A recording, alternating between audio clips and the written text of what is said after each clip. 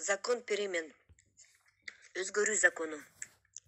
Биз бүгүн карай турган дагы бир закон өзгөрүү закону деп аталат. Бул любой моментте өзгөрүүгө даяр бол дегенди билдирет. Бу дүйнөдө эчтеке төөлүк эмес. Кудай жана убакыттан башкасы. Баары өзгөрүлүп турат. Сен бүгүн жакшы акча иштеп таап атсаң, дайыма эле ошондой боло берет дегенге болбойт дегенди түшүндүрөт бул закон. Өзгөрүү закону.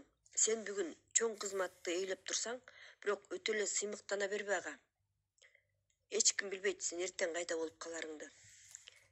Эч ким билбейт биз эртең кандай болорубузду дегенди далилдейт бул өзгөрүү закону. А бу дүйнөдөгүлөрдүн баары өзгөрүп турарын көргөзөт. Жалаң кум болуп турган жерге шаарлар салынып атат, кооз үйлөр, жолдор салынып атат. Бирок убакыттын өтүүсү менен булар кайра эле кумга айланат. Өзгөрүү закону баары өзгөрүп турарын, ар бир нерсенин өзүнүн убактысы бар экенин көргөзөт. Бирок ал качан болорун эч ким билбейт. Сен жашооңду албетте үйүңдү, машинаңды, кийимиңди, меники деп ойлойсуң. Бул иллюзия. Анан эле жашоодо ар кандай бурулуштар болуп, баары өзгөрүп калат. Сен үйдү сатасың, машинаңды сатасың жана башка. Сага чейинки ушул үйдө жашаган адам дагы бул менин менчигим деп ойлогон. Дайыма өзгөрүүлөр болуп турат. Бирок биздин жашообузда болуп аткан ар бир өзгөрүүнү пайдабыз үчүн колдонсок болот. Ар бир убакта жакшы нерсеге жетсе болот. Мамлекет өнүгүп баратканда да, кыйрап баратканда да, экономикалык кризис болуп атканда дагы, экономикалык гүлдөп өнүгүү болуп атканда дагы дайыма жакшы көп нерсеге жетсе болот. Базар экономикасы бирдей эле тура бербейт. Кыймылсыз мүлк базары, баалуу кагаздар, товарлар жана кызматтар дайыма эле бир калыпта тура бербейт. Ал өзгөрүп турат. Ар бир өзгөрүүнү пайдаңа колдонсоң болот. Бир убактарда бул жерде сенин ата-бабаларың болгон. Бүгүн сенин кезегиң. Андан кийин сенин балдарыңдын кезеги келет. Баары жылдын мезгилиндей өзгөрүп турат. Жай күзгө айланат, күз кышка айланат. А кантип бул законду колдонсо болот деп кызыгып сурады Мехрон. Өзгөрүү законун түшүнүү өтө маанилүү. Анткени проблемалар төөлүктө эмес. Баары жакшы болуп турганда адамдар жашоону жеңил эле кабыл алышат. Бирок проблемалар пайда болгондо аларга проблема чечилгистей болуп көрүнөт.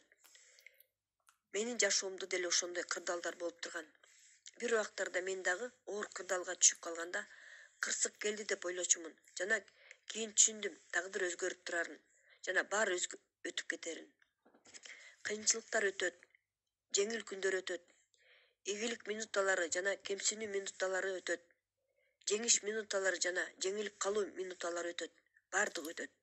Негизгиси жыйынтык чыгаруу, баардык нерседен пайда табуу. Бирок ийгиликсиздикке караганда бат өтүп кетет. Дүйнө өзгөрүп турат. Өзгөрүү закону ушуларды айтат. Бул руханий закон. Эгерде сен эртерээк билип алсаң, өзгөрүүгө даяр болоруңду жана ар бир өзгөрүү кезектеги сыноо болорун түшүнөсүң. Сен өзүңдүн өткөн чагыңан оңой чыгасың жана жаңыны жеңил кабыл аласың. Өзгөрүү закону ушуну түшүндүрөт. Боло элек нерселерге эле сарсанаа боло бербе. Ошондой эле уже болгон нерсеге деле сарсанаа болбо. Бүгүн ушул жерде жана азыр жаша. Келечек өткөн чакка караганда жакын экенин бил. Өткөн чак бул мүрзө. Эгер ишенбесең, карагын, сенин ата-бабаларың азыр кайда? Алар сенин өткөн чагыңдын тамыры. Өткөн чак мүрзө, ал өттү. Мүрзөдө жашаганга болбойт. А келечек эртең мененки күн чыгып келаткан таңга окшош. Сенде өзгөрүүгө эки вариант бар. Биринчиси, сен баарын жакшы жакка өзгөртүүгө умтуласың, кырдаалга карабай.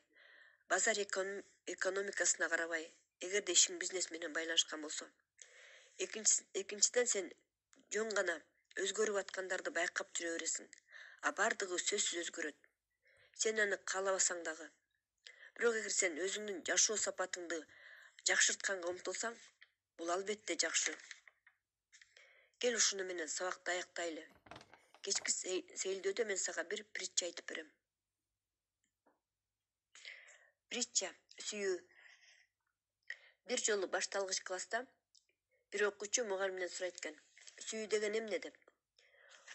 Мугалим бул суроого башкалар дагы кызыгып калганын байкап, жоопту баары үчүн түшүнүктүү жана ачык болуш керектигин түшүнөт да, ал окуучуларды мектептин жанындагы паркка алып барды да, ар бир окуучуга силердин сүйүү сезимиңерди ойготкон бир нерсе таап келгиле деп тапшырма берет. Балдар тапшырманы аткаргылары келип, дароо баары ар кайсы жактарга тарап чуркап кетишти. Алар кайра келишкенде мугалим алардан ар биринен эмнени алып келгендери жөнүндө сурайт. Биринчи окуучу: мен бул гүлдү алып келдим. Бул аябай кооз. Сүйүп эле карап тургум келет. Экинчи окуучу кубанып: а мен бул көпөлөктү алып келдим. Карагылачы, кандай жакшынакай. Канаттарында ар кандай түстөгү узорлор. Ал аябай кооз. Мен муну атайын кармап алдым. Өзүмдүн коллекцияма кошуп алыш үчүн. Үчүнчү окуучу: а мен бул кичинекей балапанды алып келдим. Уясынан кулап түшүптүр. Карагылачы, кандай жакшынакай, Балдар биринин артынан бири парктан табып келгендерин көргөзүп айтып берип атышты.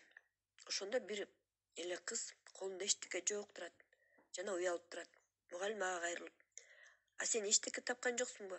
Сага эчтеке жаккан жокпу? Окуучусу түшүндүрүп берет. Кечирип коюңуз ушундай болуп калганына. Мен кооз гүлдү көрдүм. Анын жыты сонун, бирок аны үзүп алайын деп колум барбай койду.